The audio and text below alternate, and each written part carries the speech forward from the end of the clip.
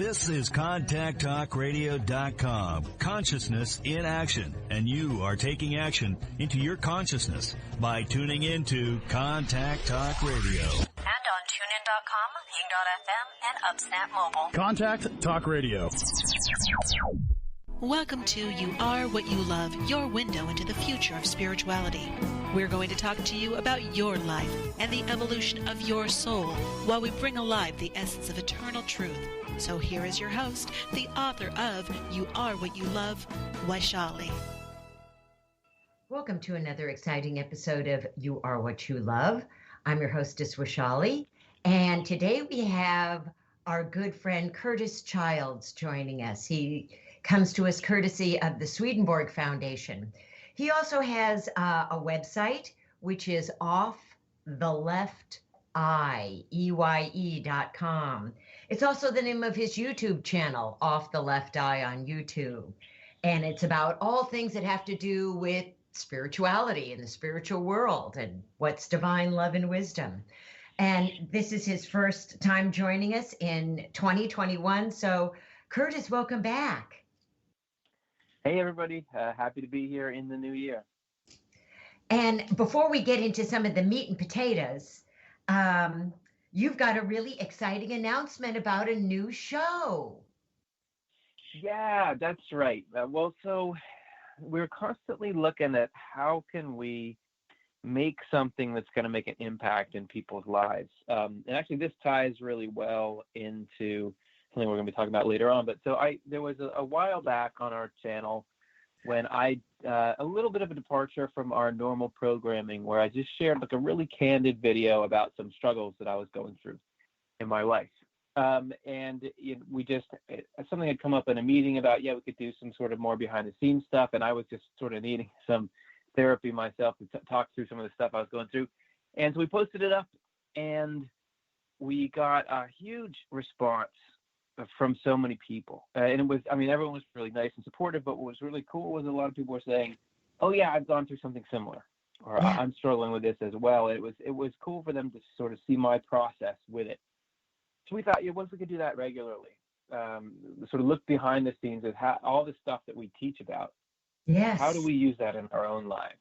Yes. So the new show is called Chasing Swedenborg because we built all of our material on this, inexhaustible storehouse of wisdom that is in Swedenborg's material. And it's the act of chasing it's like I'm trying to figure out what that really mean and how do I use that and how do I catch up to this amazing way of looking at life. So our first episode is going to come out in not next Monday, but the Monday following. So it's coming right up. Actually, was just filming it this morning.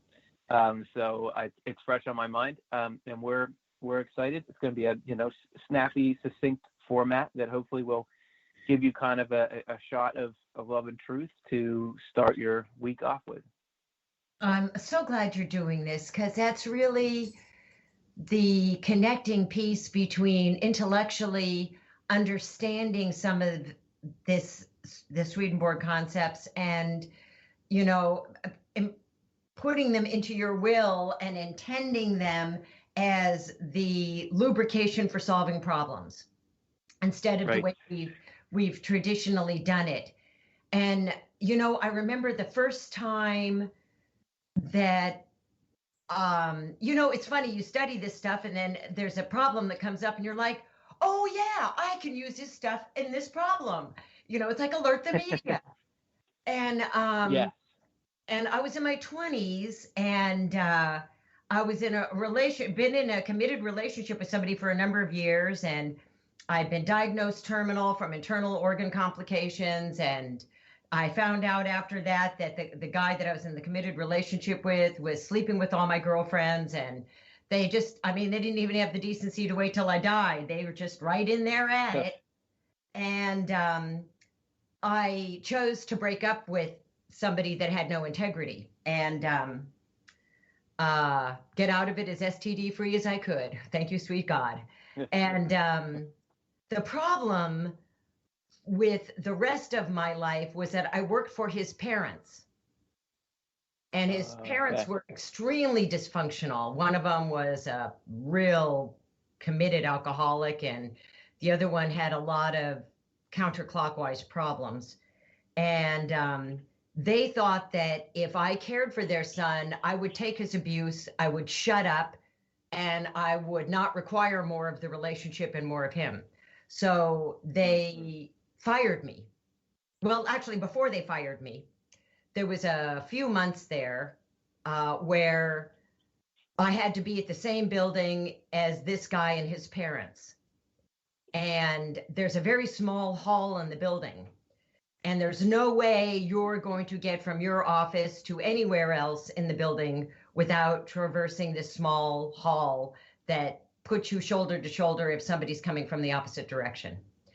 And so I knew until I could find another job or his parents fired me, whichever came first, that I was going to have to run into these people and I was going to have to see them on a daily basis. And so what I reminded myself is you are what you love, and you love whatever you give your attention to.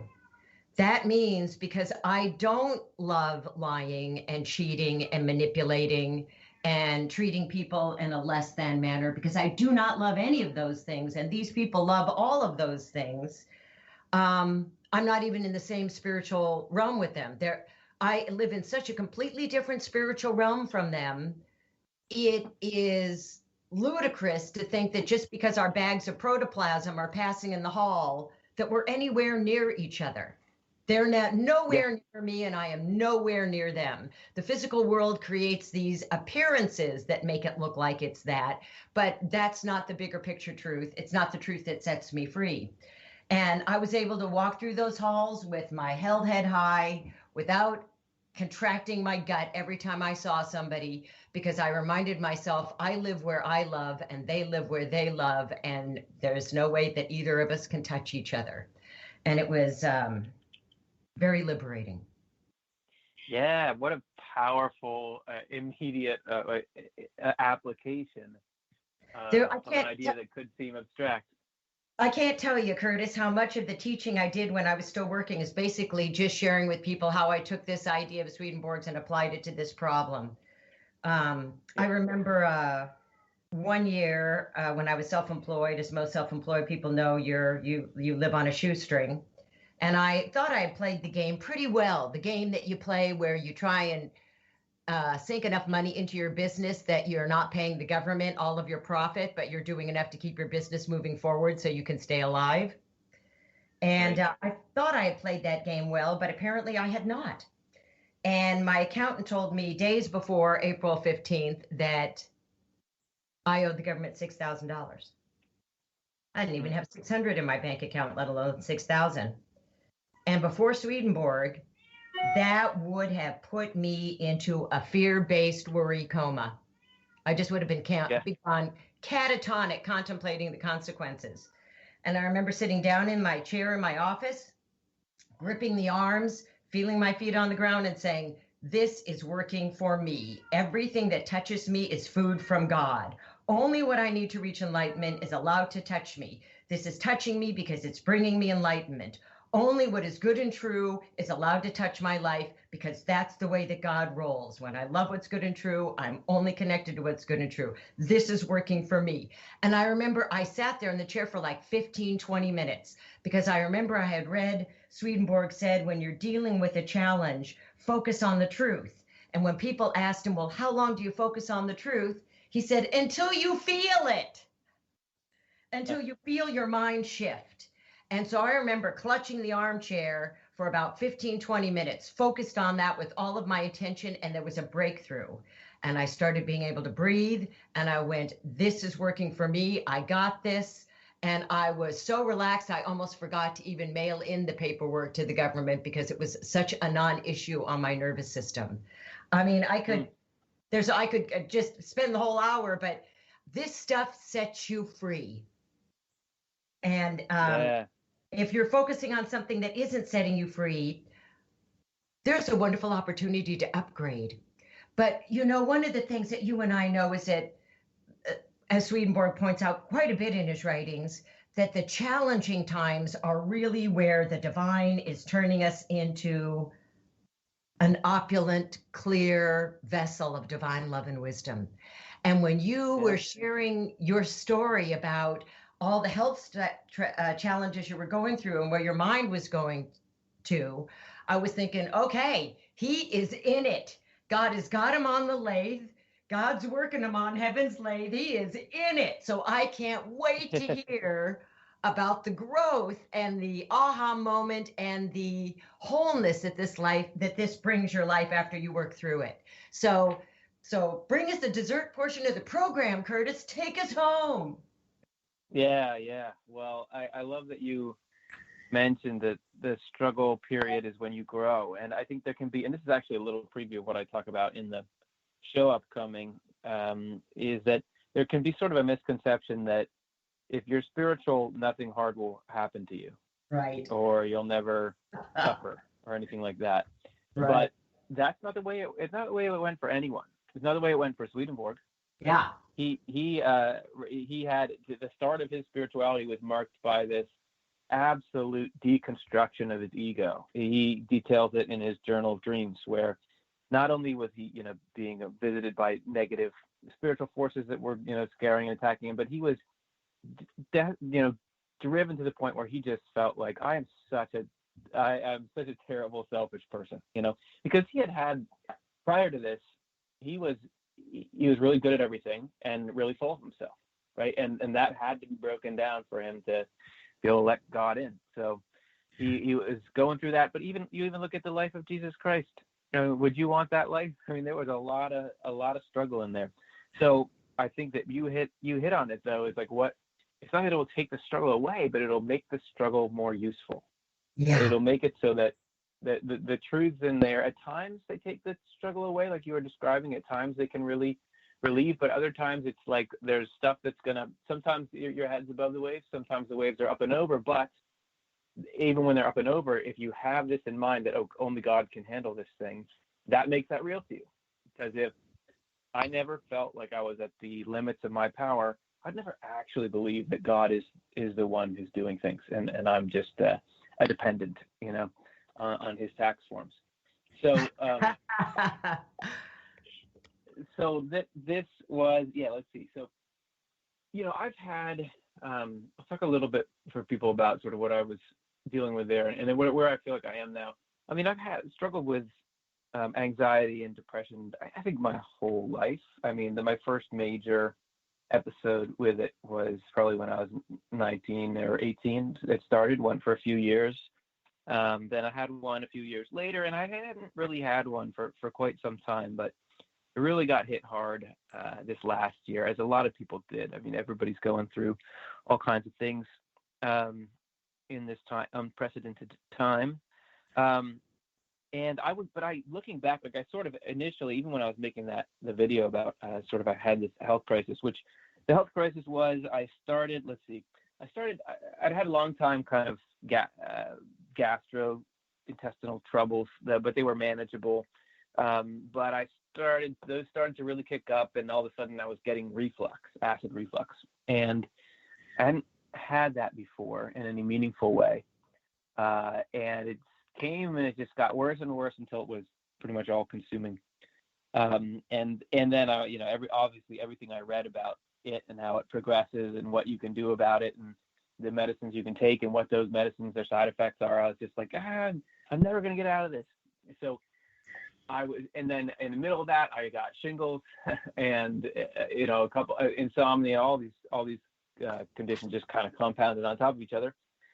And it was all of it was driven and inflamed by anxiety, right? Which is just this great way to amplify your problems, is to be anxious about them. And I think that even prior to this, my anxiety was starting to ramp up. I just didn't realize it, in the year or so leading up to this. And my anxiety stuff is why I'm so interested in Swedenborg and spirituality in the first place. Because I need it to survive, right? Yeah.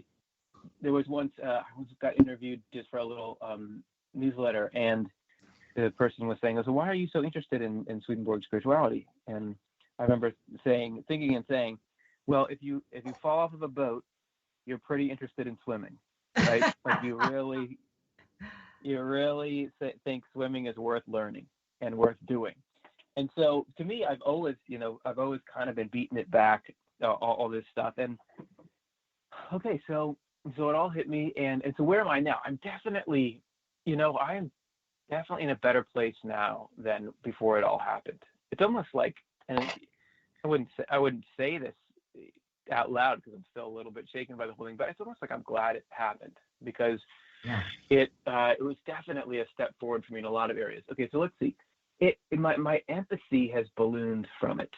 I really, things like, some of the bad things that are happening to people I don't really know, that before I get that it's bad, but didn't really bother me that much. Now I really, like, when I hear about it, I get the sense of like, oh no, like that I don't want anyone to suffer like that. Just the more I've been acquainted with suffering and the more urgency I feel like I have around the idea of, like, we've got to support each other, and we've got to make it so, like, I'm thinking about health, and like the human race is like a big body together. Swedenborg makes this point, and think about the importance of keeping that healthy. And then the way I think about myself and stress and self-care has totally changed. The way I think about food has totally changed. And that before I just thought, okay, just run myself to the edge anytime I can get away with it. But now I realize that stuff is cumulative. If you're living this like stressed out life, you're a ticking time bomb. So now I'm thinking, I got to restore, and I've got to prioritize, because if I want to be the most useful person I can be, I can't go around collapsing every few years. So yeah, there was like some kinds of fruit that I didn't used to like, when I hadn't liked since I was a kid. I couldn't eat them, and now I eat them all because I had this switch of really swapping out. Like, I don't care how things taste or feel. I need this health, right? And so all this stuff, and then just renewed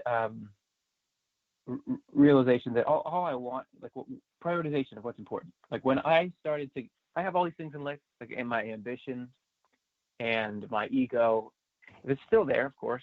But when I got really sick and I was worried that I was going to die, all I thought of was my daughter, my family. And oh wait, like, that's the most, it just made me realize, well, that matters, So now I kind of can come back to that and try to center on it.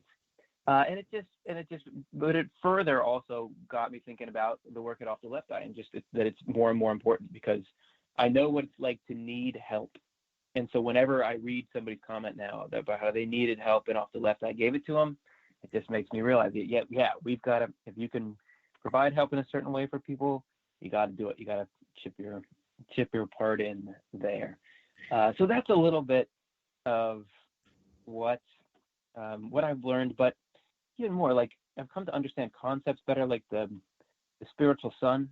Swedenborg talks about God as the sun, and I was dealing with, like, sort of seasonal affective disorder, where I was, when it was cloudy and as the days got really short here in Pennsylvania, I was really hurting more and more. But at the same time, I grew to love when the sun came out. So it became so much more meaningful to me to have the sun come out.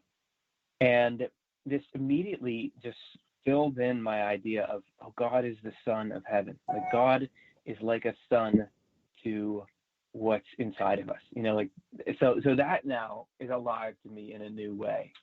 And I could go on and on, but it just seems like this it made me wiser. It made me better at doing my job and talking and on the videos that I do. I don't know, it opened me up a bit. It would have to, because that's the whole purpose of why God says it's happening. And It sounds like you did not have a love for a balanced life, or thinking about your life and what you need to nurture your human experience in a balanced way. You did not have a love for that. And this has allowed you to do a love upgrade and include valuing doing and thinking and engaging with your life in a way that brings about a balanced end result. Yes, it absolutely. It wasn't that I disdained that. It just never was on my radar. I didn't really think about that. And I didn't think about other things, like like cheery stuff. Like what I mean is my daughter, actually, so my wife's dad got an accidental delivery to his house of this bright colored plastic flower that spins in the wind. Oh, And so he didn't order it, but it just showed up at his house, right? You can like stick outside, and it's like sort of a garden ornament. yeah. And so he got it accidentally, so he knew that my daughter would like it, so he brought it over here, and it's yellow and bright, and we just stuck it in our garden outside.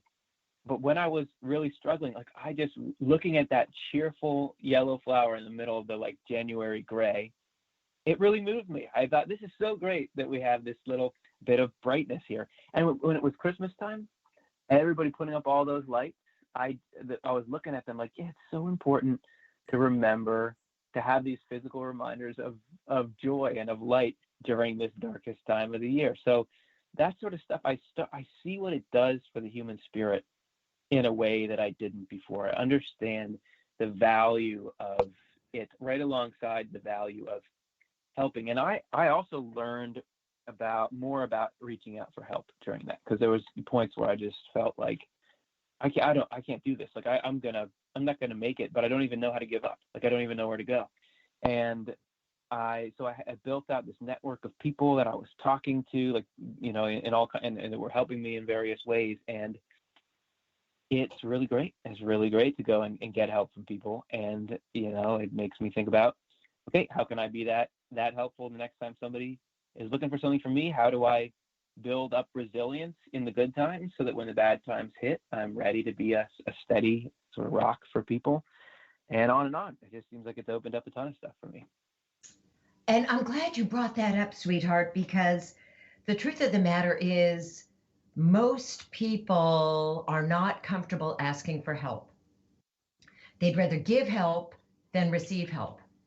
And one of the things with being diagnosed terminal in my life twice, I had to practice very humbly asking for help on numerous occasions, because when you can't go about your daily activity, you need help.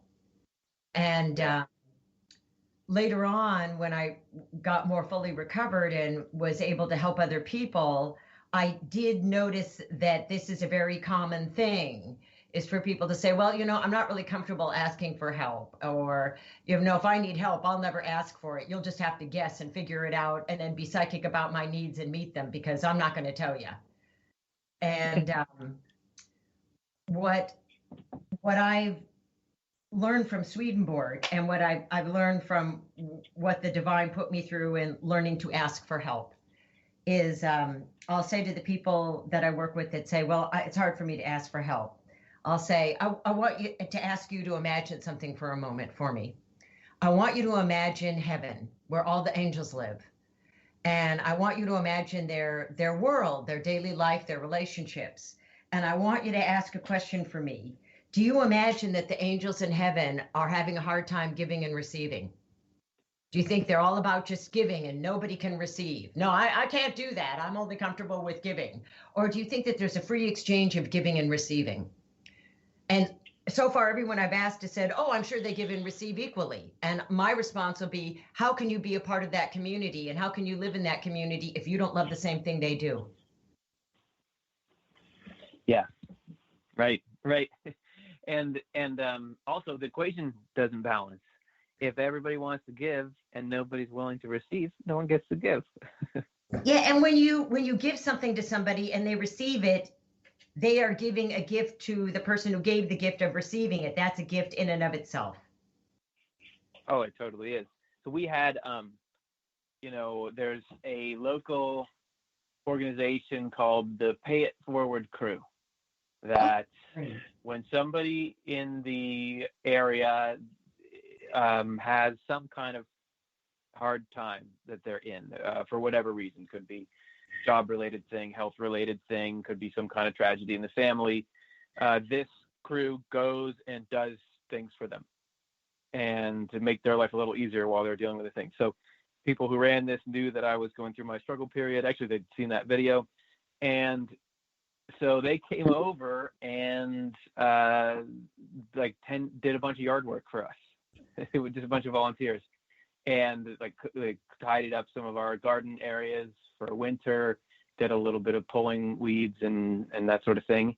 And it was really great. And it's not the sort of thing that I maybe would have gone out and asked for before, but it was so needed. I was struggling at the time, and it just, and what they were saying after though is they're saying, you have no idea how fun it is to do that for people.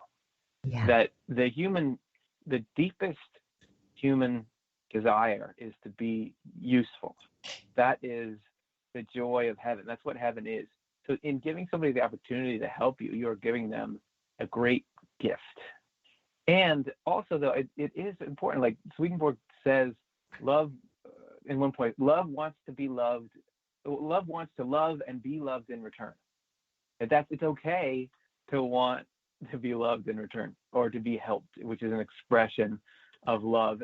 And there's a couple ways to get to it. I think like the soul of it is just realizing, look, each of us deserve to be helped just because we're human beings, and that's what the whole game is. But if you need a stepping stone to get there, you can think about yourself as somebody who's trying to be useful to the rest of the human race. If you don't let people help you out, you're not going to get into the right state to be able to help others out, because you'll have so many issues that are clogging up your ability. So if you just let people take care of you when you need to be taken care of, that gets you back to strength, and then you can go ahead, you can take care of people again. But don't let yourself get out of commission just because you don't want to bother anybody. We're supposed to bother each other. Can you think if in the human body, if there's these cells that are starving to death, but they're like, I don't want any glucose right now. No, don't worry about me. Doesn't help the body. Everybody's an important part of this. So yeah, if we can get into this rhythm of giving and receiving, at least take the shame out of wanting help. I get that it's not always going to be practical. Then there's times when you don't ask for help for other reasons, but let's not do it because we don't think we deserve it, or because we don't want to be a bother to people. Let's be a bother to each other. Let's make it normal to help. And in a perfect world, we would have it so that anybody feels comfortable asking for help, and anybody feels comfortable refusing help if they really just don't have it to give at the time. Then we would be in the perfect spot, because you eventually match up everybody who needed help with the people who can give help, Right. And we have our heavenly community. It wouldn't be so bad. If you've been listening to this conversation and enjoying the topic, I want to introduce you to our guest today. His name is Curtis Childs, and he's brought to us courtesy of the Swedenborg Foundation. He has a channel on YouTube called Off the Left Eye. So you'd go to youtube.com/Off the Left Eye, or you can just go to offthelefteye.com. You can sign up to get their newsletters and updates. And if you are interested in spirituality, this is your one-stop shopping. And, sweetheart, I know 2020 was a really hard year for a lot of people.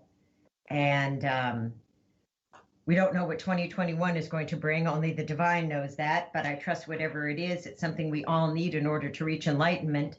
But one of the things that I'd like to talk about for a moment, if you don't mind, is how Swedenborg gives us a very clear understanding of how things happen, what the order of manifestation is. So you can kind of, if you want to just put aside all your stuff about The Secret for a moment that you've known or taken in about The Secret, just forget about that. Put that aside for a moment, and let's pretend we don't know anything about it. And one of the things that Swedenborg says is that if we were looking at manifestation on like a spectrum from ethereal, when it's in your nervous system, forming into a thought, into an idea, when it's still in that non-physical form, to when the results appear on the physical world, that spectrum, if we were to liken that to dropping a rock in the middle of a lake, and the rock is what puts whatever you're manifesting into motion. And then the rings that come from that rock as it hits the water are the layers of the manifestation rippling out until it hits the shoreline, and the shoreline is the physical world. And what I learned from Swedenborg is if I want to change my life and my world, if I just rearrange physical furniture in the physical world, it is you cannot get there from here. There's an expression I love that totally describes focusing on the physical world to solve your problems. And that expression is rearranging deck furniture on the Titanic. And you could do it all day long, but the thing is still going down. So how do we get to getting the ring that hits the shoreline to look in the loving, holistic, good and true way that we want our life to look and to feel like? How do we do that? We have to go back to the intentional rock we dropped in the middle of the lake. The intentional rock that is a combination of our will and intellect.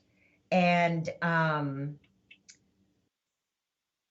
one of the things I love about what you were just saying, sweetheart, is that you found that when you just changed the rock that you were dropping into the lake by looking at the plastic flower or, focusing on the things that you're grateful for, your daughter's smile, the way she just made you laugh in that moment, how that changed the rock and it changed the ripples. And so what we give our attention to, what we love, is going to be critical in the rest of the conversation we're going to get into. But I wanted to kind of create that as a foundation because we're going to come back to it. And the thing I wanted to talk about now, sweetheart, is, establishing that we manifest our own world. We're responsible for what we manifest according to our love, what we're doing with our love. Is that Swedenborg, when he was alive, was talking about the cycle that we're in now. And almost all great spiritual traditions talk about cycles. The Vedas certainly talk about it. They talk about the golden age, and the golden age that they talk about is identical to the golden age that Swedenborg talks about. Identical. It's very interesting because I studied the Vedas first and then to go into Swedenborg and go, yep, that's exactly what they did in the golden age. Yep, that's exactly what they wrote about. He had that finger on that pulse beautifully. And then we go through cycles of degrading, because anybody who's been on the planet for 5 minutes knows that this is the planet of attrition. As soon as something shows up on the planet, it's going to immediately start falling apart, because that's what things do on this planet. It's made up of limited vibrations. Things come together, fall apart, come together, fall apart. That's just the way of it. So we're not in a golden age anymore. We're not in a silver age anymore. We're not in a bronze age. We're in an age that Swedenborg referred to as a harsh truth void of any good. I refer to it as the plastic porta-can, public porta-can on a hot day age. Anyone who's had to go to a plastic porta-can on a hot day knows that's not a good thing. So we're at the end of a cycle now. And Swedenborg talks about the new cycle, and there's a whole idea of a new church, a new Jerusalem.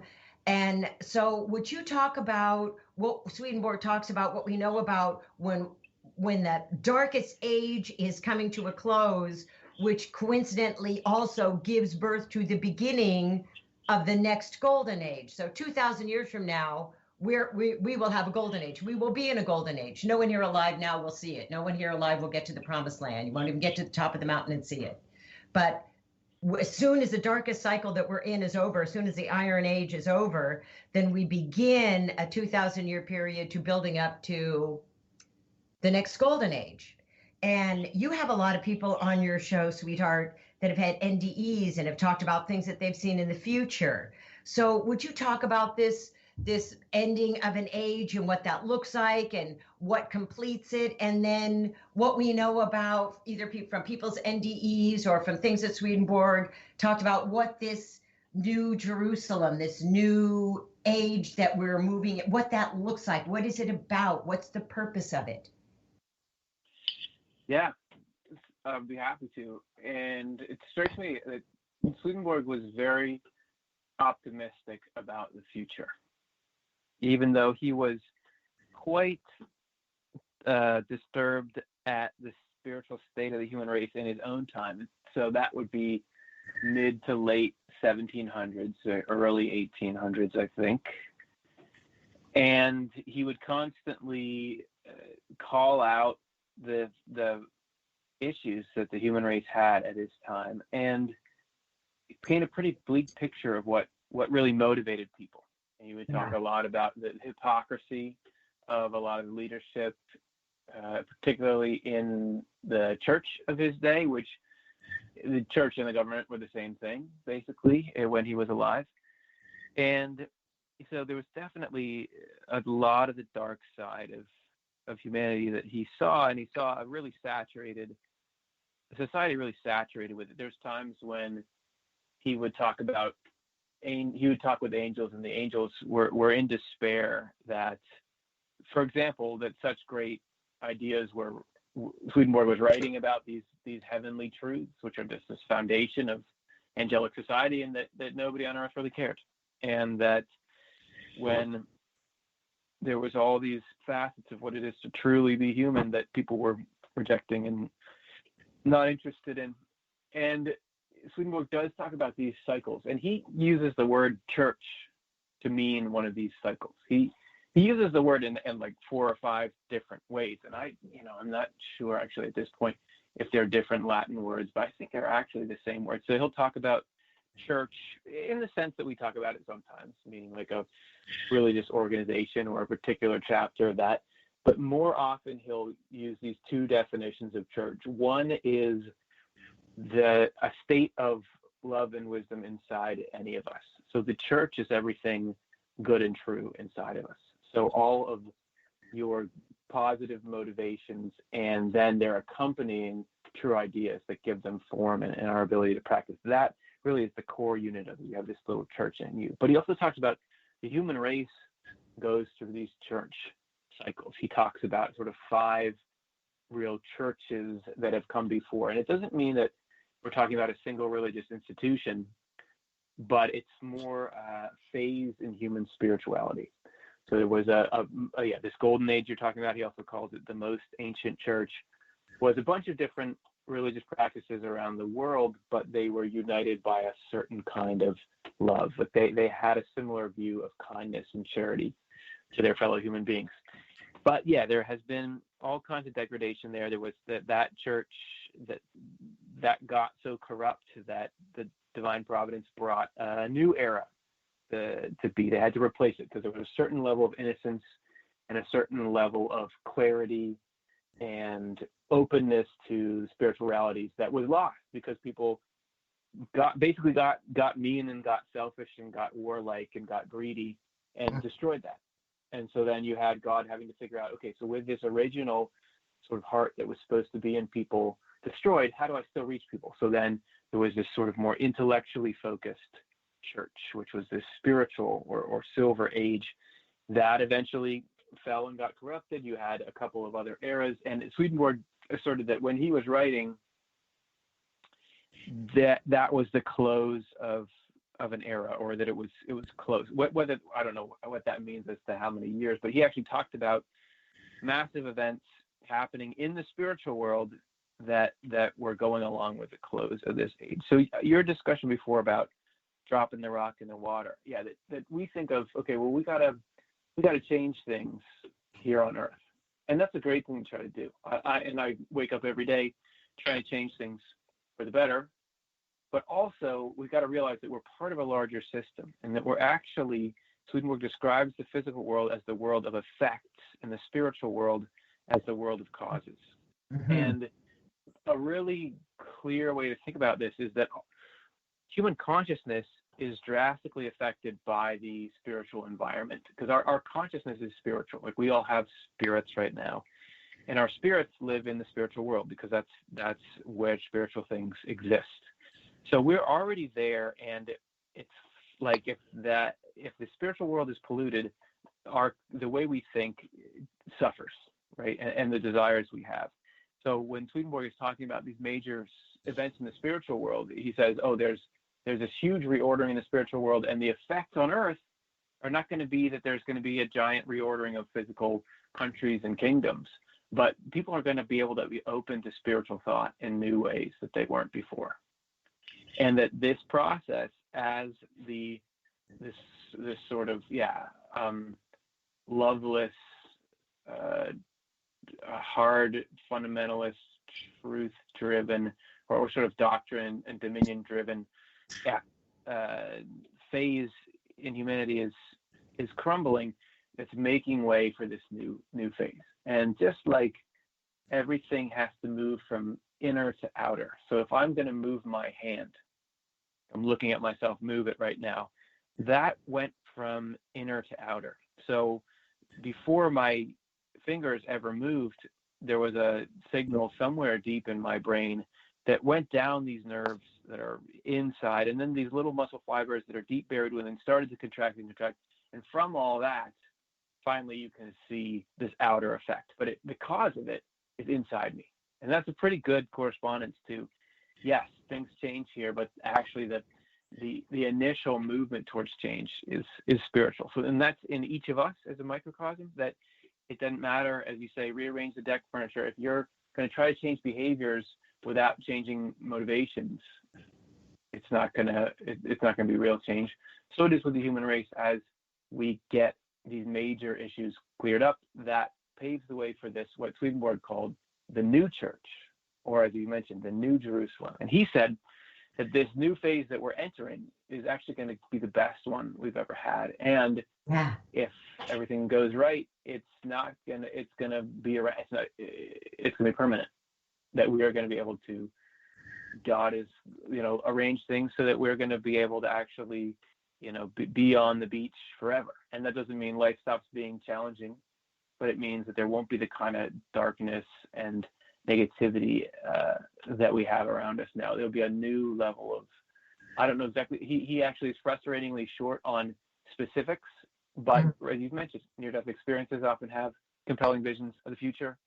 And he does talk about, though, that there's just this open knowledge of what's good and true, and this new will to make it part of our lives. The human default eventually will switch from we have to fight against our selfishness to we're spontaneously good and friendly. When people ask me, how can this possible, terminal cesspool scenario change, I tell them, Swedenborg offers a definition of God that I find really helpful. He refers to God as the underlying substance and nature of all reality. And that God has a structure and a design. And enslaving all of humanity and taking away their free will goes against the divine design. So it goes against the underlying fabric and nature of reality. So if it goes against the underlying fabric and nature of reality, how can it form here? There's no energy for it. The polarity is literally going the opposite way. But if I didn't know Swedenborg, go ahead, sweetheart. Go ahead. I was just going to say, I didn't know Swedenborg. I wouldn't know that. But go ahead. What were you going to say? Right. Well, it just made me think of, there was a spiritual experience that Swedenborg recorded where he was actually looking at a group of people in the afterlife, so people who had lived here but had died and were in like a community in the spiritual world. And they were all very discordant. Often spiritual communities are of like-minded people because, like, this goes right with what you're mentioning before, that here in the physical world, you can have really strange partnerings and groups because it's people who can be totally different in what they care about and what they believe in and what is important to them can be sharing a space together. But in the spiritual world, what you care about and believe in dictates where you go. So there you have much more of this harmony of belief and intention in groups. But this particular group Swedenborg was looking at was disharmonious. The people weren't getting along. They weren't vibing. They weren't gelling as a unit. And they were worried about it. They thought this thing is going to come apart because we can't get this together. And it looked like chaos on the outside. But Swedenborg was able to perceive that in the center of this chaos, imperceptible to those spirits, but very much there were angels carefully guiding everything and guiding the process down to the least detail in a way that was going to lead to good, even though nobody could tell from the outer stuff that was going on there. So there is this fundamental order to things, even if it can seem like there's chaos. And this really resonates with me. Believing in that really resonates with me based on what I was going through earlier, because so much of my suffering in this dark period that I was in was me worrying about things that never came to pass. Yeah. With all my health stuff, it wasn't even like the stuff I was going through, the actual reflux and stuff, it was bad, but it wasn't nearly as bad as my worry about what would come next and what it would lead to. And none of that stuff happened. It didn't get worse. I had so many times when I had so many different symptoms, and each one I was so sure this is going to be permanent. I'm always going to feel like this. How am I going to live feeling like this for the rest of my life? Yes. For the rest of my life, catastrophe. I was just like, couldn't stop catastrophizing about everything. And every single one moved on. I'm not saying that I feel perfect all the time now, but I feel different. It's different stuff that I'm struggling with now. So all of that never came to pass. And it's really, really important for me to realize that's just part of my like holistic caring for myself is realizing, well, I need to not worry about things, because so much of the time worry is like 0% right, only like 0.05% of the time. It's so much more wrong than right. So today I was having a little exercise of this. It's the coldest day of the year here so far, and it's windy today. It's actually calmed down now, but in the middle of the day it was quite windy, and we got a big tree that's by our house. And I was outside, and the wind was really kicking up. And my sort of instinct is every time a big gust starts to blow, I'm nervous that this tree is going to fall and hit our house and knock out the power.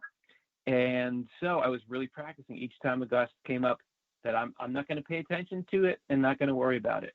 It doesn't mean that couldn't happen. It could happen, right? Trees fall all the time. Just a friend of ours not so long ago had a tree fall right on their house, and they had to move out while it's getting fixed. But it probably won't. I mean, that tree in our yard is, I don't know, 70 years old, something like that, and it hasn't fallen in all these windstorms. So me sitting here and building up my stress hormone levels about this thing there's a real price that it's enacting on me. So this is, I just feel like more and more I think, okay, there's an order in the center, and right, like you're saying, look, there are hands steering this, and at times there's going to be difficult things, but it's not, I can pretty much guarantee it won't be as bad as what I'm worried about, because worry is just almost always wrong. It's got such a terrible track record. It comes at you like, I know what I'm talking about. You've got to worry about this, but it never really wants to own up to the fact that it's been wrong like 6 times today already. So just a couple of thoughts on that. Yes. No, I tell people why it's not all right to worry at all about anything, even the smallest thing, is because it justifies your love for turning away for what's good and true. It's how you stoke the flame of your love for turning away from what's good and true, because you can't worry and give your attention to what's good and true at the same time.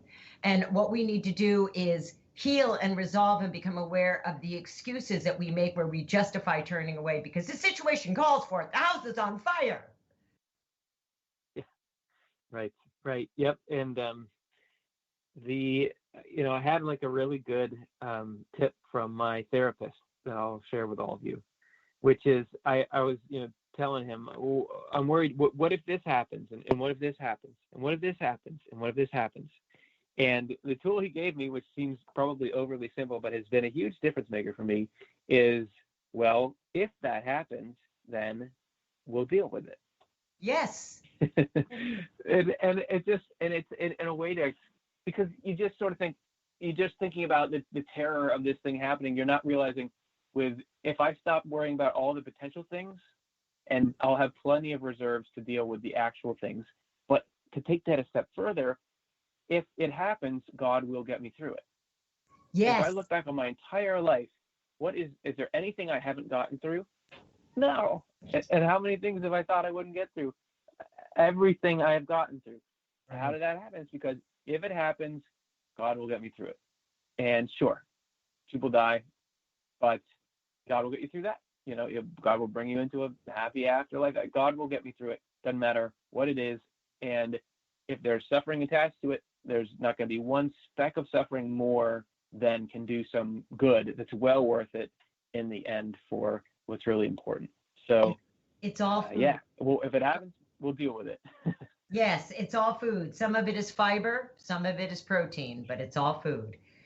Do you remember the conversation we had right after Hurricane Irma touched down in September of 2017? And it stopped right over my house, over my apartment.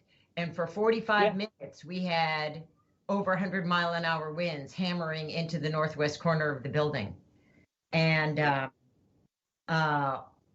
after about 30 minutes or so, you could start hear ceiling tiles begin to fly off. I mean, it took a real incredible hammering before these big heavy tiles started flying off like missiles. And I was thinking, well, what if one of these tiles flies through the window? And you know what my first thought was?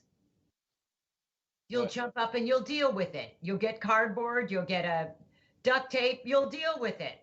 What's the big deal? It's just another meal of food from the divine. Whatever it is, you'll be with it, you'll digest it, you'll take it in, you'll pull from it what you need, you'll release what you don't. You'll just deal with it.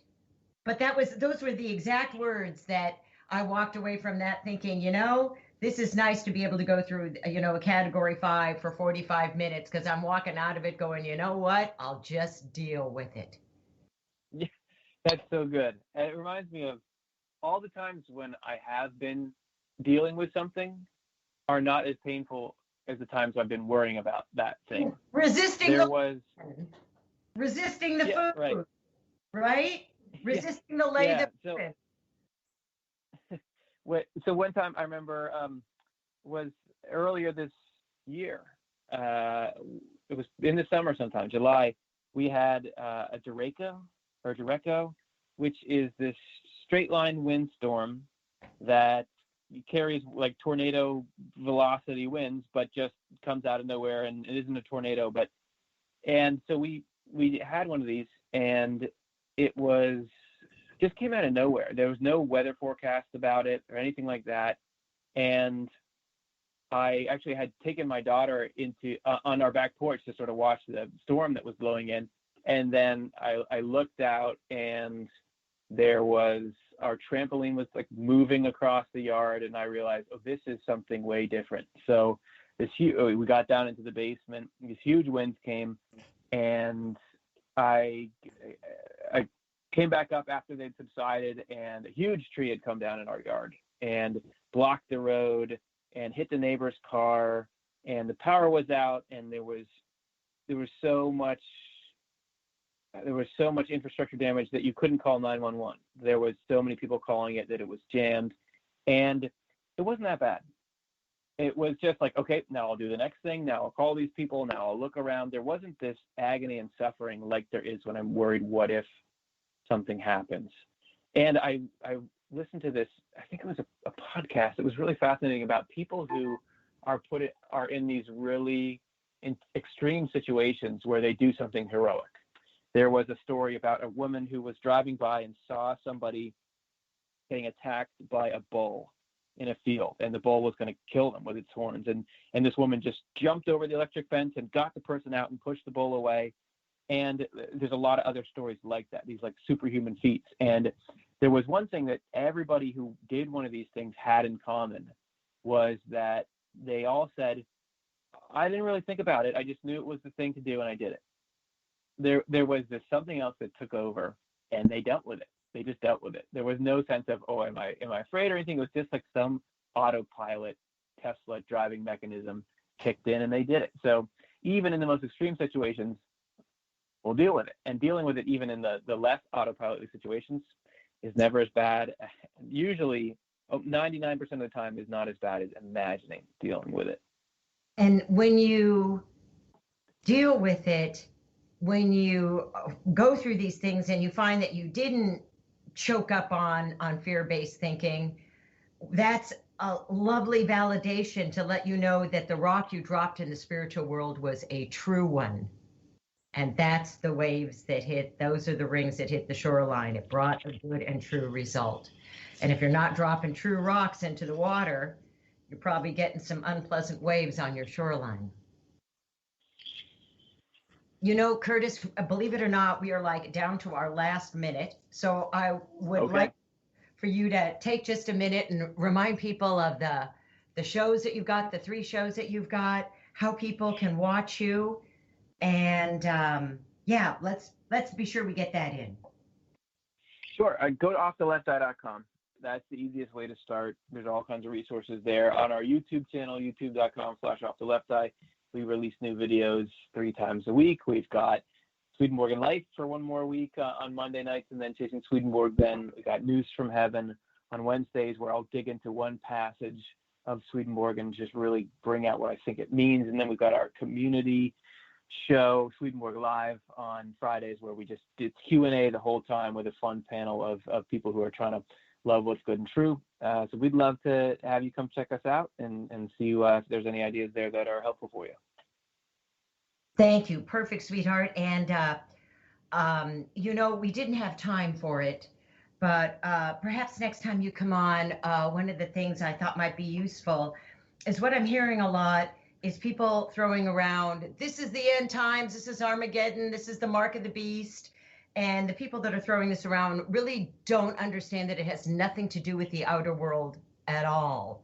And perhaps next time you can come on, we can put a bright light on what these things really mean. So as people use them to create a fear-based result, or the new expression for it is people use it to black pill you, you know, to put bad head weather into your life, that the truth would set you free, and people might have a more liberating way of considering it. Sounds great. Awesome. So again, I want to thank my guest, Mr. Curtis Childs. Please go to Off the Left Eye. It will change your life. Until we do it again next week. Rock on, babies. You've been listening to You Are What You Love with author Vaishali. To order Vaishali's book, You Are What You Love, or to schedule a private self-emergent session with Vaishali, visit youarewhatyoulove.com. Thanks for joining us, and remember, you are what you love, and you love whatever you give your attention to. So love wisely.